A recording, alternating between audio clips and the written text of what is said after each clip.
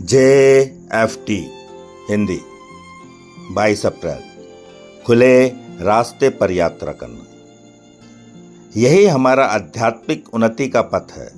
हम में रोज बदलाव होते हैं। बेसिक टेस्ट पृष्ठ 35। जब हम अपनी पहली नारकोटिक्स एनोनिमस की मीटिंग में पहुंचे तो हम में से कई लोगों को अपना रास्ता खत्म होता दिखाई दिया। हम और अधिक नशा करने लायक नहीं रहे थे। हम आध्यात्मिक रूप से लुट चुके थे। हम में से ज़्यादातर लोग बिल्कुल अकेले थे और सोचते थे कि हमारे पास कुछ भी जीने के लिए नहीं बचा था। हम यह नहीं समझ पाए कि जैसे ही हमने अपने सुधार का कार्यक्रम शुरू किया तभी हम एक असीमित संभावनाओं वाले रास्ते पर कदम रख रहे थे। शुरू में सिर्फ नशा नहीं करना ही बहुत कठिन था। फिर भी जैसे जैसे हमने दूसरे एडिक्टों को कदमों पर काम करते और उन सिद्धांतों को अपनी जिंदगी में लागू करते देखा तो हमें दिखने लगा कि सुधार सिर्फ नशा ना करने के अलावा बहुत कुछ है।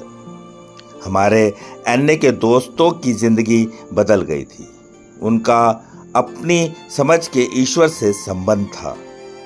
वे फेलोशिप और समाज के जिम्मेदार सदस्य थे।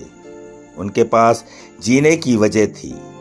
हमें यह विश्वास होना शुरू हुआ कि वे चीज़ें हमारे लिए भी संभव है। जैसे जैसे हम अपने सुधार की यात्रा जारी रखते हैं तो वैसे वैसे हम आत्मसंतोष, असहनशीलता या बेईमानी की वजह से अपने रास्ते से भटक सकते हैं।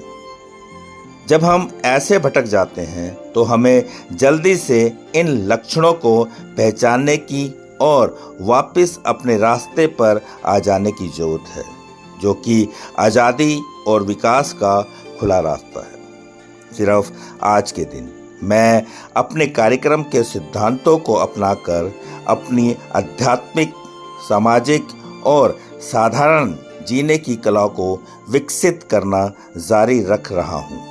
मैं सुधार के खुले रास्ते पर जितना चाहूँ उतना ही दूर जा सकता हूँ।